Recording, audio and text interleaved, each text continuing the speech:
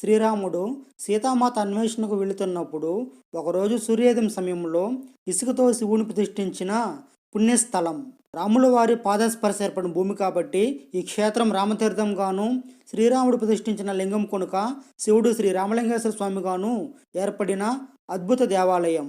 14వ శతాబ్దంలో ఈ ప్రాంతాన్ని పాలించిన పల్లవరాజులు స్వామివారికి దేవాలయం నిర్మించారని ఇక్కడ చారిత్రక ఆధారాలు ఉన్నాయి.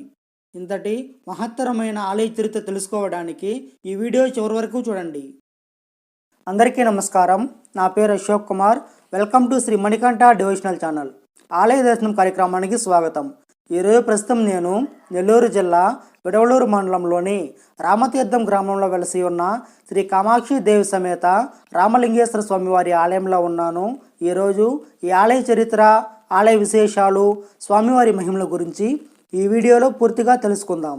ఆలయ స్థల పురాణం ప్రకారం శ్రీరాముడు సీతామాత అన్వేషణకు వెళుతున్నప్పుడు ఒకరోజు ఉదయం సూర్యోదయ సమయంలో ఈ ప్రాంతానికి వచ్చి శివుడిని ఇసుకతో ప్రతిష్ఠించి అర్చన చేశాడు.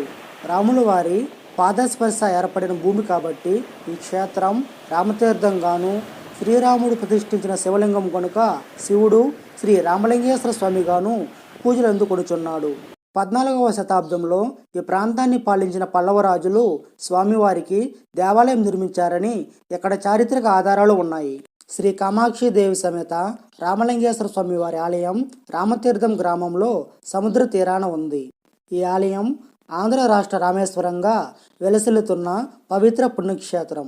రాముడు శివార్చన చేసిన ఈ ప్రదేశంలో భక్తులు సముద్ర స్నానం ఆచరించి స్వామివారికి మొక్కుకుంటే కోరిన కోరికలు తీరుతాయని భక్తుల ప్రగాఢ విశ్వాసం. యుగాలు మారిన తరగని భక్తితో భక్తులు ఈ స్వామివారి దర్శనానికి భారీగా తరలి రావడం విశేషం. రాముడు సేవించిన తీర్థం కనుక రామతీర్థంగా పేరుగాంచింది. ఇక్కడ దర్శనం చేసుకుంటే శివకేశవులను ఒకేసారి దర్శనం చేసుకున్నంత పుణ్యం కలుగుతుందని భక్తుల విశ్వాసం.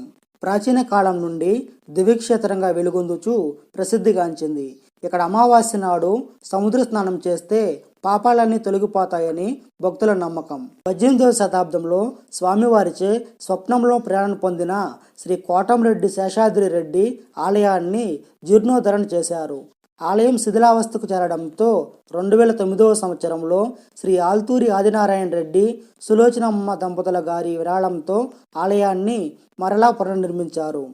వర్షాల సమయంలో సముద్రం పొంగి ఊరంతా జలమయమయ్యి సముద్రం ముందుకు వచ్చినప్పుడు స్వామివారు కట్టను తెంచి గ్రామాన్ని రక్షించారని స్థానిక భక్తుల విశ్వాసం. ప్రతి సంవత్సరం అత్యంత వైభవంగా జరిగే స్వామివారి బ్రహ్మోత్సవాలు 2014వ సంవత్సరం జూన్ 18వ తేదీన బుధవారం నుంచి ప్రారంభించారు. 18వ తేదీన అంకురార్పణ, 19వ తేదీన ధ్వజారోహణం, రాత్రికి శేషణ వాహనం, 20వ తేదీన చిలుకు వాహనం, 21వ తేదీన హంసవాహనం, 22వ తేదీన పులివాహనం, 23వ తేదీన రావణ సేవ, 24వ తేదీన నంది సేవ, 25వ తేదీన రథోత్సవం, 26వ తేదీన కళ్యాణం, 27వ తేదీన తీర్థవాది, 28వ తేదీన ధ్వజారోహణం కార్యక్రమాలు నిర్వహించారు.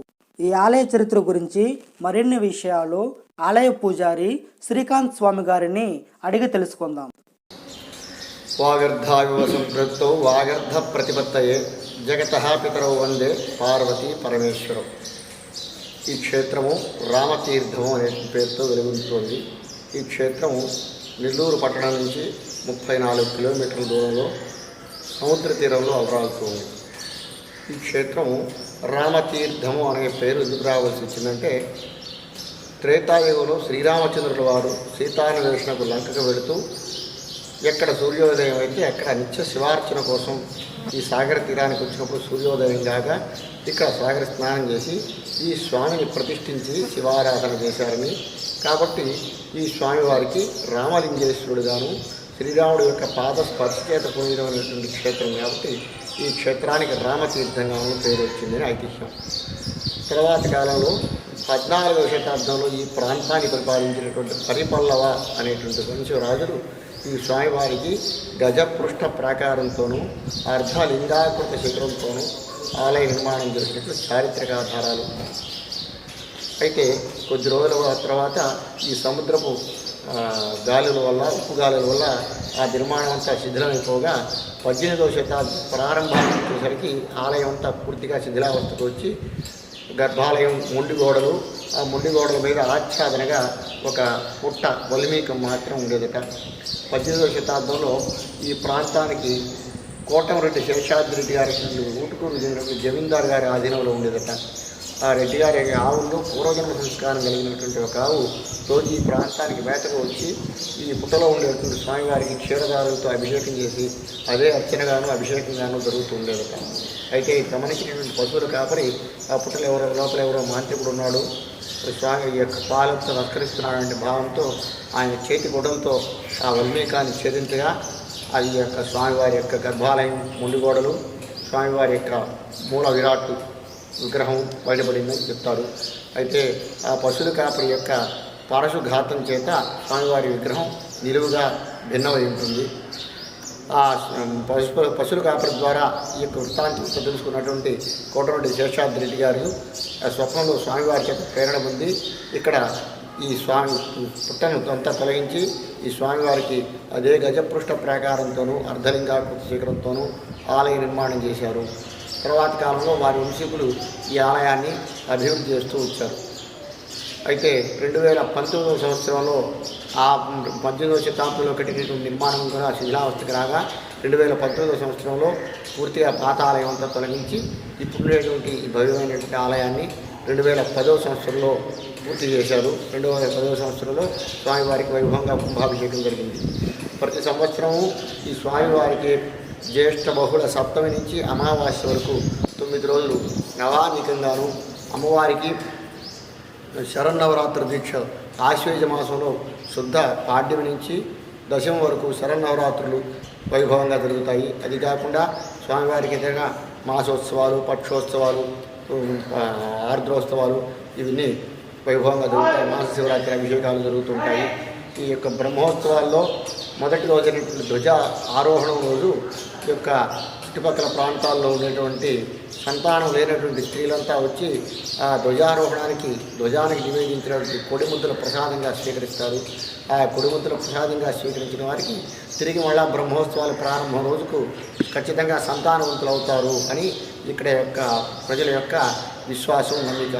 ఈ యొక్క స్వామివారు ఈ చుట్టుపక్కల ప్రాంతాల్లో కాక ఇతర జిల్లాల నుంచి కూడా చెన్నై, తమిళనాడు ప్రాంతాల నుంచి కూడా భక్తులు విరివిగా ఈ స్వామివారి దర్శనార్థం వచ్చి వారి యొక్క కోరికలంతా ఈడేర్చుకుంటున్నారు. ఈ స్వామివారు, అమ్మవారు భక్తుల బాట కల్పవల్లిగాను, కల్పవృక్షంగాను ఉండి వారి యొక్క కోరికలన్నీ ఈడేరుస్తున్నారు.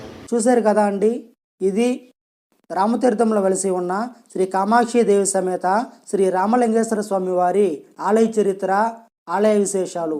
తిరిగి మరో ఆలయ దర్శనం కార్యక్రమం ద్వారా మళ్ళీ కలుసుకుందాం. అంతవరకు సెలవు. ఇప్పటి వరకు మా ఛానల్ సబ్స్క్రైబ్ చేసుకోకుండా ఉంటే ఇప్పుడే సబ్స్క్రైబ్ చేసుకోండి. జై శ్రీరామ్. ఓం నమ శివాయ. హర హర మహాదేవ. శంభో శంకర.